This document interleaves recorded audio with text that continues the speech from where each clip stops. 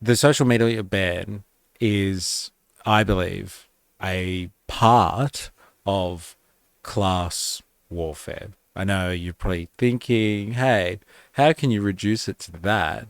Is that really what's going on here? There seems to be other implications.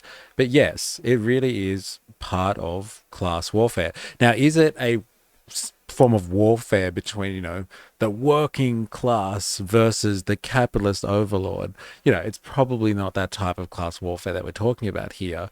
But what we have is a social media environment that has been, as I've already said, for the last 2 decades almost, allowed to treat the digital realm like the fucking wild, wild west. And so they have done some pretty crazy experimentation. Let's be honest. That's what they really are up to here. They've done some incredibly crazy and rather nefarious experimentation with all people that interact with the World Wide Web some way, but specifically, they've been doing this to people that work and use social media, which is pretty much everyone. And they have been targeting young people. They don't just go after adults and test the environment with them.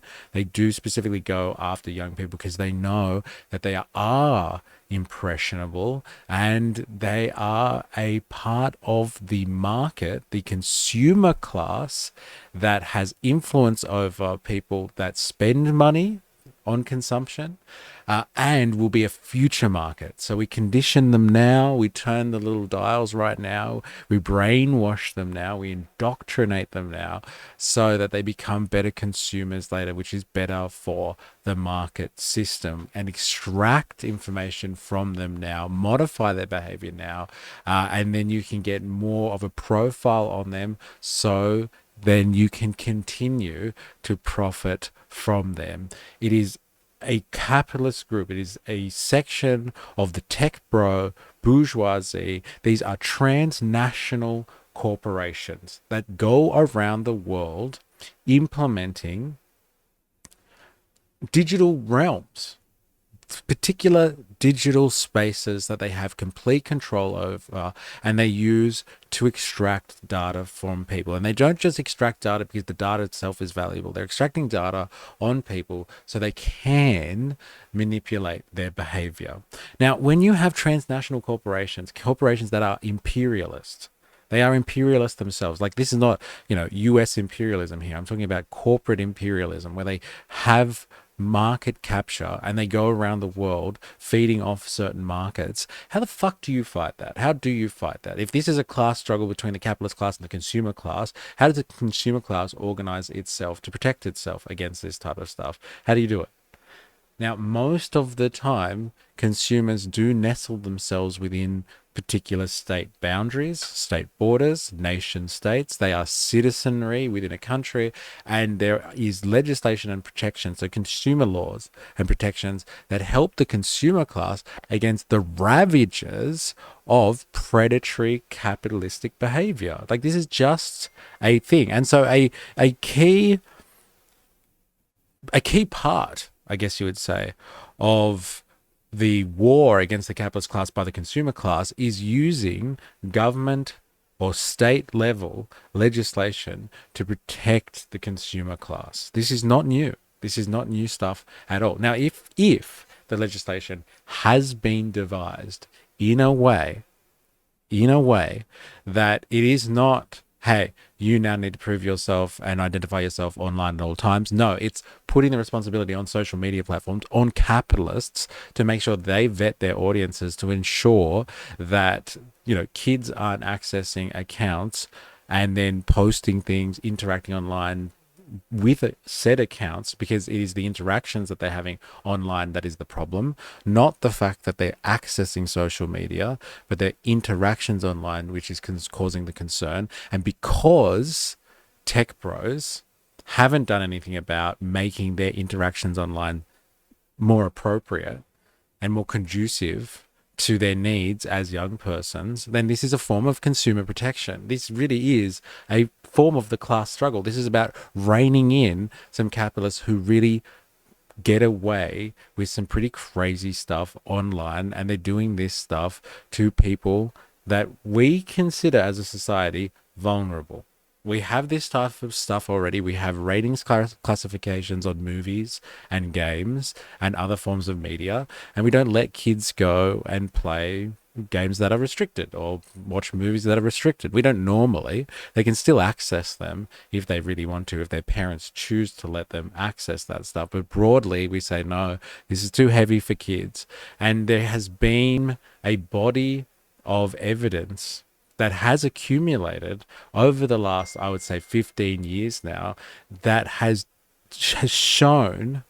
Now, I'm not saying that social media kind of is bad, like social media as a concept is bad for kids, but has shown that the predatory practices of social media companies is detrimental to children.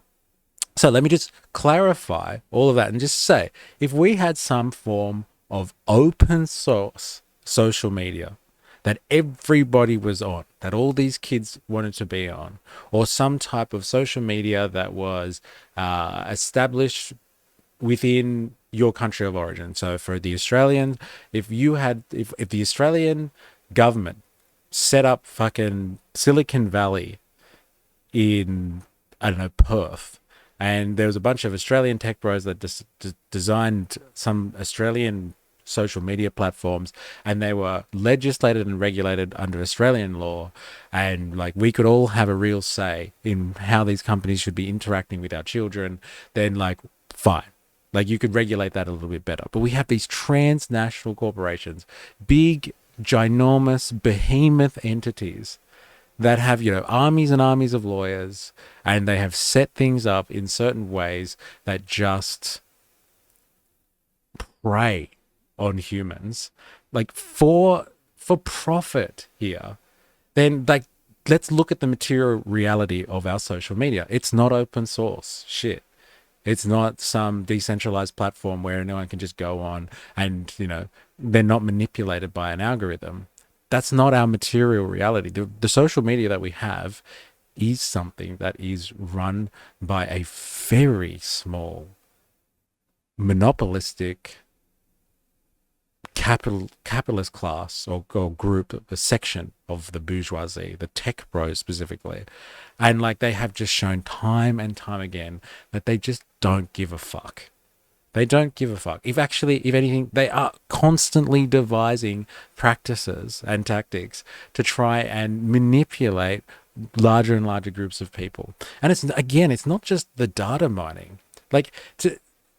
If you think that they can't, to a very sophisticated degree, figure out who's under 16 and not, then like if you don't believe that's possible, then I've got a fucking bridge to sell you.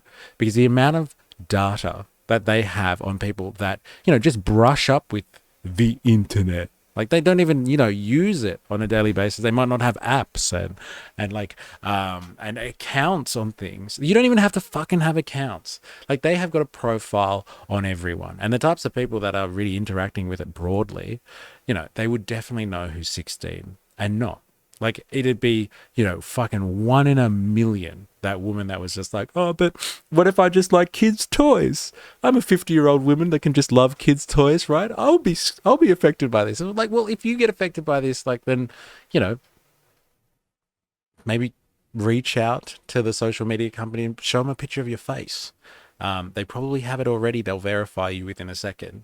And so like, yeah, there's some people that are going to be captured by that. So like, look, whether or not this is about civil rights or not, fair enough. Okay. Should the rights of children be encroached on? Should they be able to express themselves openly on the World Wide Web? Yes, they fucking should. Materially, though, are these environments just accessing the World Wide Web? Or are they heavily curated environments?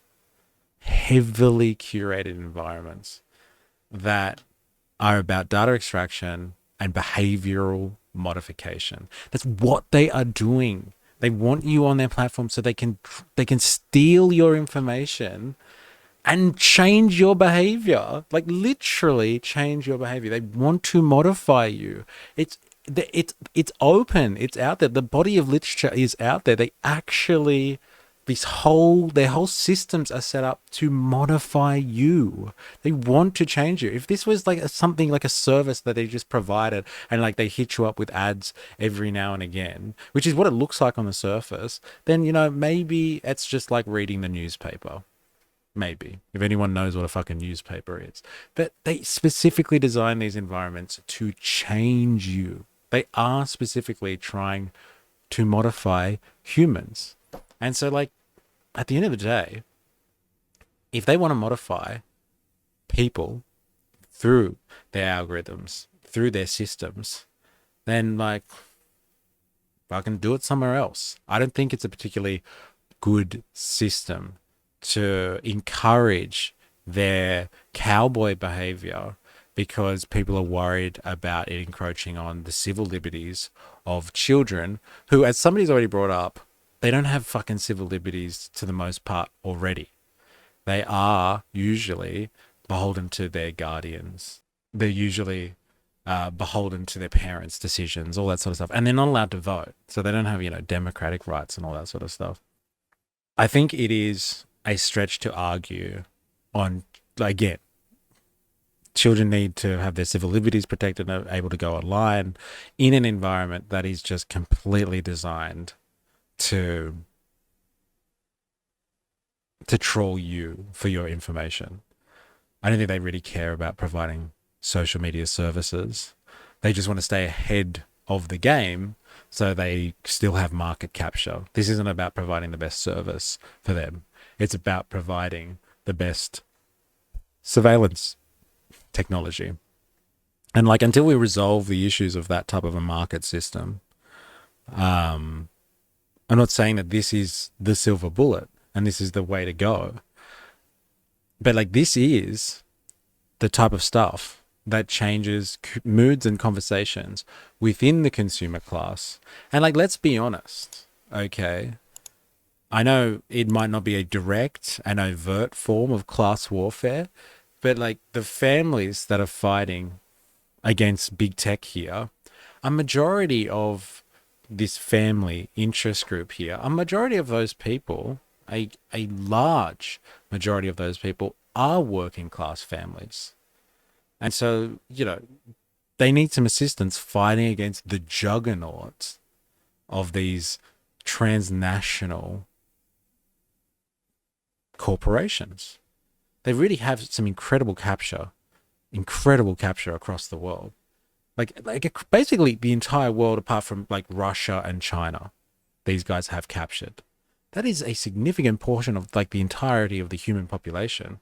And so part of the conversation that we have heard so far is like, okay, Australia's going to start this, and maybe that might kick off a chain of events where nation states around the world start to consider the needs of their citizenry and whether or not, when they try to reproduce the next generation, as we've spoken about before, like with the education system analogy, should we reproduce the next generation with exposure to this predatory behavior or try to curb it a little bit? And then this might be a catalyst for surveillance capitalists around the world to be like, fuck it. If we want the kids are profitable as fuck. It's such a good market. Maybe we'll have to slow it down a little bit then. Maybe we'll have to provide services that, at least on the surface, appear to be protecting children a little bit better from our predatory behavior. Maybe. I don't know if that'll ever happen. It might not. But this is class war to a certain extent. I think there's a war going on between the consumer class and the capitalist class. And so, my instinct when it comes to wars against the capitalist class is like, fuck them. Fuck them. Who cares? I don't think they have anyone else's interest but their own domination and profit margins. I really don't think they care as long as they continue to dominate and profit from this stuff. So like, if the only solution is to have states step in and do this, then like, that's the way it's got to be, man. That's the way it's got to be. Remember, I am, you are, we are a mystery.